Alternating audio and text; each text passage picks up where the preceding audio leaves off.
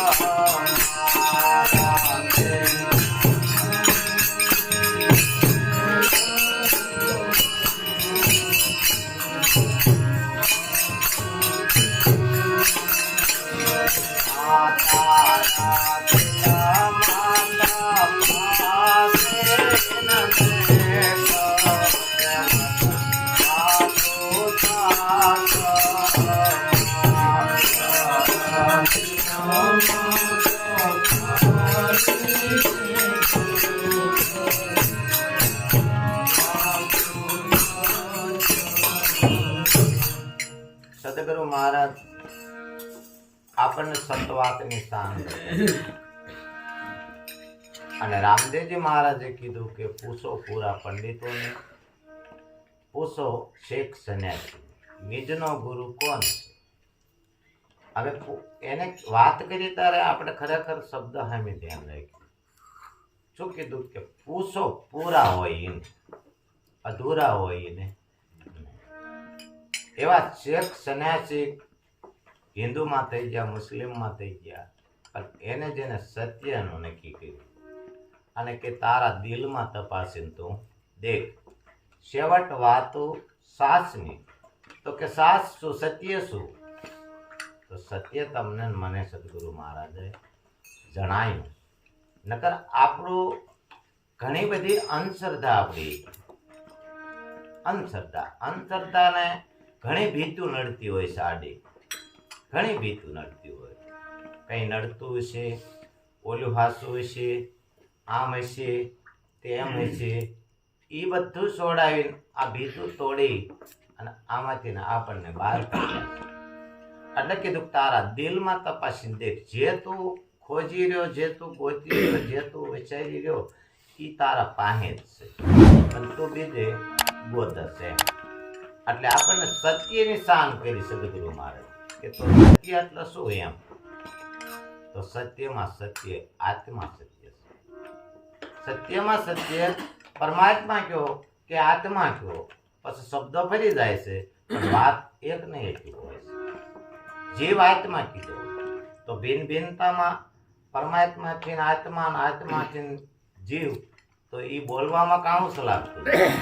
જીવ આત્મા અને આત્મા શું પરમાત્મા, એટલું કાંસ લાગતા, પણ વાત એકના એક સ્વરૂપની કરી છે. પણ આ ભીત આડી થઈ ગઈ, કાંસ આડો આવ્યો એટલે ભીત આડી થઈ ગઈ. ભીત આડી થઈ ગઈ એટલે આપણને જુદું દેખાવા માંડ્યું, અને જેટલું જુદું દેખાણું એટલો ભ્રમ જીવને થવા માંડ્યો.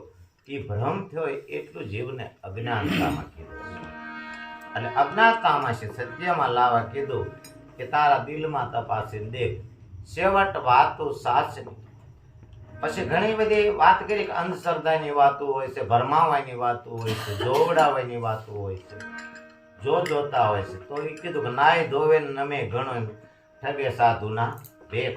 ભગત બને કોઈ ભાત નો રાખે ધ્યાન, બે ને ચિત્ત એક, છેવટ વાતો સાચની. બે ધ્યાન એટલે આપણને જયારે નેસો કોઈ ચડાવી દીધો હોય, પીડા હોય ને ઓપરેશન કરવું હોય, ત્યારે આપણને નેસામાં બે ધ્યાન થઈ જાય. એમ જે સપનામાં જોતા હોય છે અને જાગ્રતમાં જોતા હોય છે, એ બંને વાત માયાની છે, એ બ્રહ્મ છે. ત્યાં સત્ય આપણે જોઈ શકતા નથી. એટલે કીધું પણ સદગુરુના ચરણે જે આ સત્ય બતાવ્યું, પણ છેવટ પાછું શું કીધું? સળ કપાટ રાખે શરીરમાં અને આસન રાખે દઢિયે. અરે ભાઈ સળ કપાટ રાખે સળમાં અને આસન રાખે દઢ એક. મુખેથી વાતું ભાખે બ્રહ્મની તે માનો થાય ગાણી કે કાય વાતું થાક મારે માનો ગાણી કે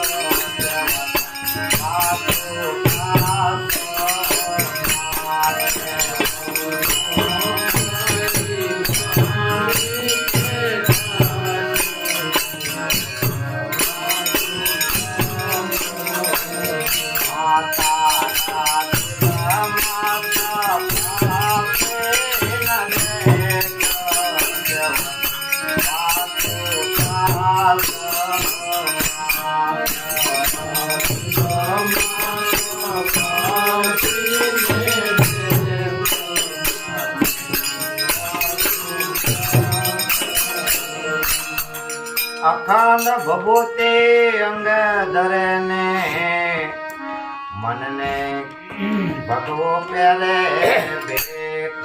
અરે ભાઈ અખંડ ભભૂતિ અંગ ધરે ને મનને પહેરે ભગવો ભેટ. સાસ વિના સાહેબ રીજે નહીં મનને પાખંડ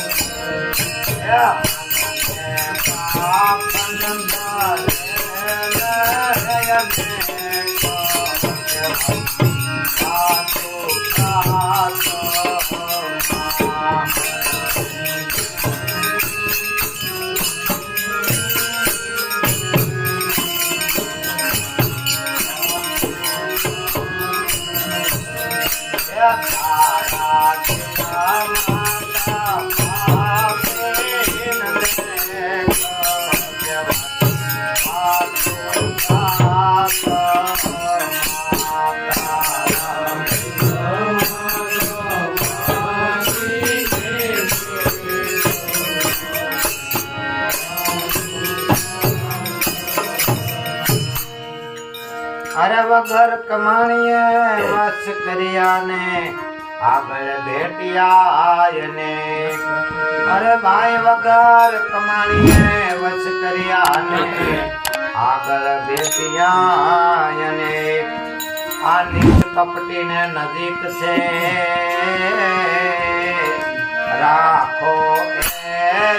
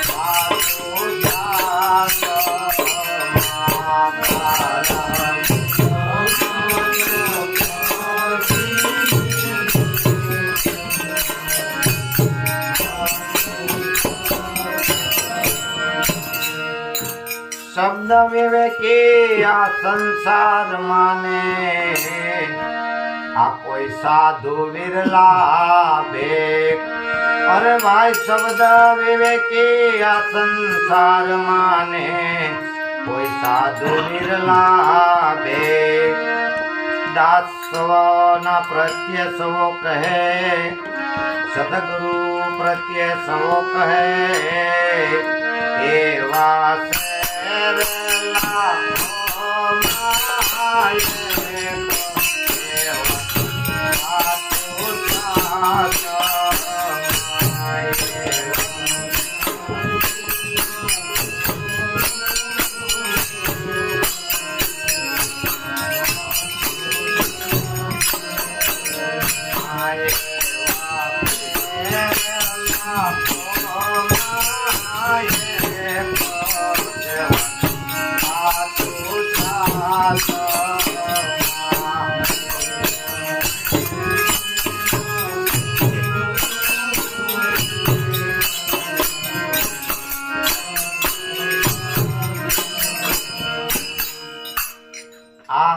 ભક્તિ તો બધા કરતા હોય છે, પણ સવારામ મહારાજનું કહેવું છે ઘણી વખત પાખંડ હતક હોય છે ભક્તિમાં. પાખંડ કેમ આપણે આવા ભગવાન લુગડા પહેરી દાઢી વધારી સીપ્યો લીધો અંગે ભભૂતિ ધરી અને કદાચ રામ રામ કરીએ તો આ જ્ઞાન કઈ આપણને મળી જાય એવું નથી. એને છે એની વાત કીધી છે કે કોઈને આમાં અબખોડવા જેવી વસ્તુ નથી. સાસા એ સાસા અને ખોટા એ ખોટા. ઘણી વખત આપણે વાત થતી હોય કે 700 રૂપિયો હોય તો ક્યાંયથી પણ પાછો આવતો કોઈ દુકાને જ પાછો આવતો નથી, પણ ખોટો રૂપિયો હોય તો ગમે એ દુકાને જાય તો પાછો ને પાછો એ હાલતો નથી. એમ આને કીધું અખંડ બબુંદી અંગે ધરે મનને પહેરે ભગવો ભેટ. સવારામ બાપુનો કંઈક આવો અનુભવ થયો હશે તારે એમને આ વાત કરી છે, અને વાત તો આપણને મળી છે સહેજે મળી છે. હવે આ વાતને સહેજે મળ્યા પછી આને જ્ઞાન ભૂલવું નહીં, વિવેક ભૂલવો નહીં, વૈરાગ તો હોવો જોઈએ, અને પછી આપણી ભક્તિનું પ્રમાણ દેખાશે. અને જ્યારે જ્યારે ભક્તિનું પ્રમાણ દેખાય છે ત્યારે જ માણસ સ્થિર થઈ શકે છે. પણ હવે આપણે આવું કરવું છે, કરી રહ્યા છીએ, વિચારી રહ્યા છીએ, પણ આપણી જો એકતા હશે કે એવા લાખોમાં છે કોઈ એક, જો આ એકની વાત આપણને નક્કી સદગુરુ મહારાજે કરાવીને અહીંયા જો આપણી એક ઉપર સુરતા રહેશે અને આપણી એકતા થશે તો ધીરે ધીરે આ ભક્તિનો પ્રભાવ વધશે. આપણે તેથી પણ વાત થઈ હતી, એક મીણબત્તી પ્રગટ કરી હોય જોત તો એ જોતમાંથી કદાચ હો જોતું પ્રગટ કરી હોય તો ઓ જોતમાં કાંઈ ઘટતું નથી, પણ પછી હો ભલે જોઈતું થઈ, હો જોઈતું આપણે કરી, હો મીણબત્તીને જોઈતું એટલે હો ઘાટ આપણે જોઈ શકીએ, હો જોઈતું ને જોઈ શકીએ છીએ. પણ એક દ્રષ્ટિ ક્યારે આપણી પાસે ભૂલવી નહીં કે હો જોઈતું નો પ્રકાશ જે છે દેખાય છે હો, પણ પ્રકાશ તો એક ને એક ઈ બે હોતા નથી. પછી એને કીધું સાસ વિના સાહેબ રીતતા નથી, મનને પાખંડ કરે અને તો પાખંડ કોણ કરે છે? આપણે કોઈ વ્યક્તિને માથે નાખવા જેવું છે નહીં. પાખંડ તો આપણું મન કરી રહ્યું છે. આ જેટલો ઠપકો દીધો એ કોઈ મનુષ્યને નથી દેવામાં આવતો, કોઈ સાધુ સંત ભક્તોને નથી દેવામાં આવતો, પણ હકીકત આ તારા દિલમાં તપાસીને દેખ તો પાખંડ તો મન કરી રહ્યું છે. કારણ કે મન હારે 5 કર્મેન્દ્રિય 5 જ્ઞાનેન્દ્રિય એનો અધિપતિ મન છે, અને 5 વિષયો હારે આ મન જોઈન્ટ છે. એટલે એ પાખંડ કરતું હોય તો મન કરે છે. એટલે સદગુરુ મહારાજે કે આ મન દાવો લઈને બેઠું છે, એટલે તું ભક્તિમાં તને ભળવા દેશે નહીં, તને આ જ્ઞાન લાગુ પડવા દેશે નહીં, એટલે તું આ મન મારા ચરણમાં અર્પણ કર. એવી રીતે પછી કીધું વગર કમાણીએ વશ કર્યા. કોઈ કમાણી કર્યા વગર ભગવાનને વશ કરી દીધા, વગર કમાણીએ વશ કર્યા. આગળ ભેટ્યા અને નિષ્કપટીને નજીક છે રાખો એહી રેણીને એહી ટેક.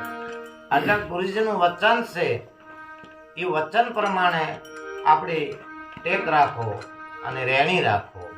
રેણી વગર તો સાહેબ રીતતા નથી. નિષ્કપટીને નજીક છે કારણ કે નિષ્કામ ભક્તિ સ્વાર્થ વિનયની આપણે 5 નામ ભગવાનના લેતા હોય, કોઈક સારું કાર્ય કરતા હોય, કોઈ સારામાં આપણે જીભ વાપરી, સારામાં હાથ વાપર્યા, સારામાં પગ વાપર્યા, આ દેહને આખાને સારામાં કદાચ વાપર્યો તો એ નિસ્વાર્થ ભાવ છે. એટલે એ આપણી ભક્તિ તરફ દેખાય છે. અને પછી આગળ એને કીધું કે શબ્દ વિવેકી આ સંસારમાં હતા હાલમાં છે ભવિષ્યમાં રહેનાર, ભક્તિ કુલનો નાશ નથી બોલ્યા જગ આધાર. ભક્તિ કરનારા હતા હાલમાં છે અને ભવિષ્યમાં રહેનાર. આ કોઈ નાશ પામવાનું નથી સંસ્કૃતિ, પણ સમય અનુસાર ઢેફા ઉપર પાંદડું, પાંદડા ઉપર ઢેફું, એવા સમય બદલતા રહેતા હોય. પણ એ સમય બદલે તારે આપણે ખૂબ પ્રતીક્ષા કરવી પડે, કારણ કે દુઃખ ને સુખ બે આ મનને લાગુ પડેલું છે. દુઃખ અને સુખ.